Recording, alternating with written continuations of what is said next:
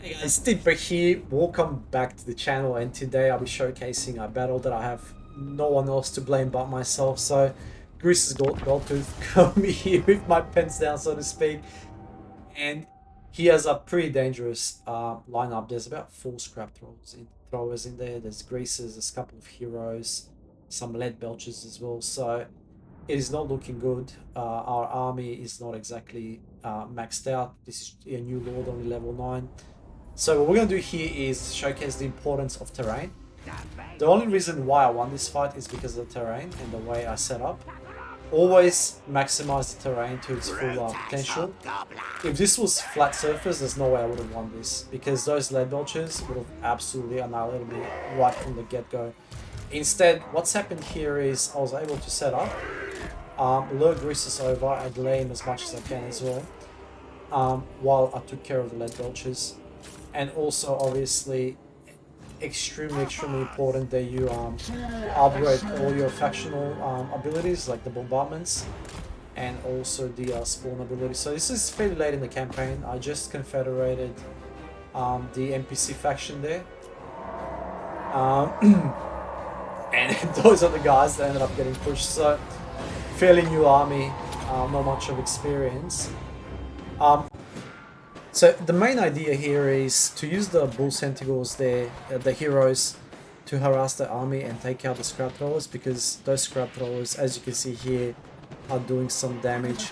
But also not to get overwhelmed, because it's hard to push your way out once you get surrounded by the ogres, as you can see has happened here. So my bull sentinels took some damage there, and I tried to pull them out, and it just was not happening for me.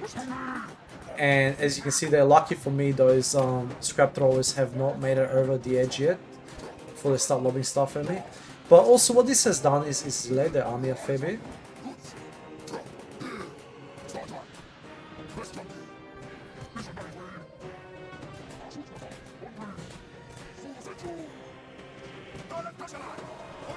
So I managed to split their main force, at least the first stack, in two there.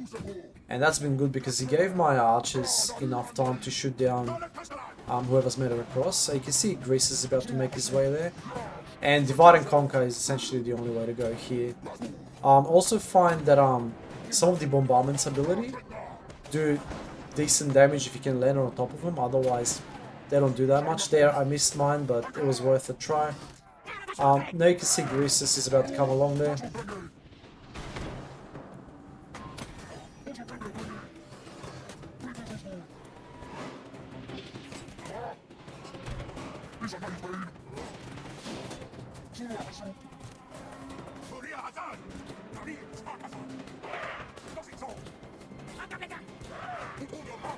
Just a quick reposition there to be ready for Greases, because he's a tanky boy, albeit very slow. And what you want to do is, if it's a large entity like a lord like that, use your lord to kite him around. Otherwise, if they plow straight into your defensive line there, your archers won't be able to shoot him properly, and then you'll take some friendly casualties. So as you can see here, he went straight for my lord, and I'm just trying to kite him around.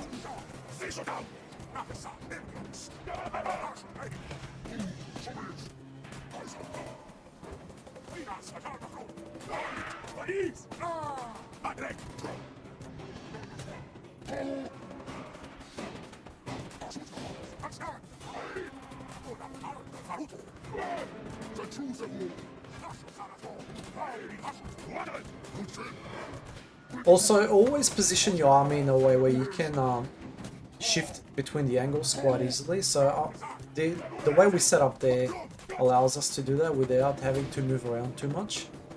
Sometimes, obviously, it's dependent on the location, but in this particular instance, setting up the right way is what won me the fight. Otherwise, they're just like never-ending tide, and it just keep charging at you. Also, using the Castellan to tank is not a bad idea. Yes, they're squishy, but they're a small entity and allows your archers and your gunners to shoot right over him. Once again, not ideal for tanking. You can see that he's taking some damage. But these bull centaur heroes are the real MVPs here. Without them, there's no way I would have won this fight. being able to just kite them around and keep running in circles was gold. Without that, if they came at me at the same time, they would have overwhelmed me. Also, using two feign charges at the lead belches, also very useful. Now, as you know, Chaos Dwarves have a very strong front line, minus the goblins, hobgoblins. But I always make it a habit to run at least 3 or 4 Chaos Dwarf warriors. They're incredibly well at holding lines.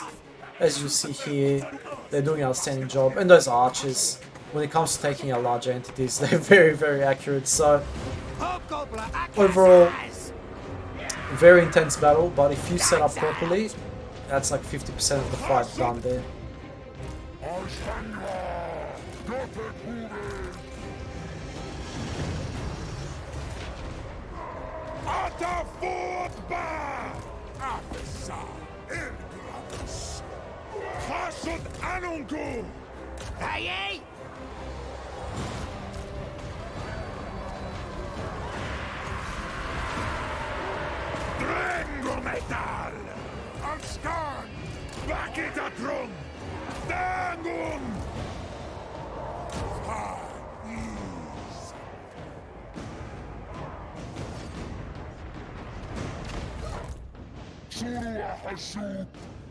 And just like that, managed to clinch a heroic victory here.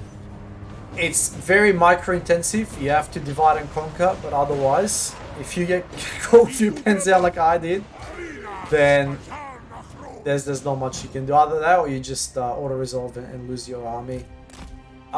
Once again, archers, absolutely S tier, like so cheap, but they're so efficient. If you have a good front line, they can hold off the enemy. They'll put in some work. Anyways guys, thank you for watching. I do appreciate your time and I hope to catch you next video. Peace.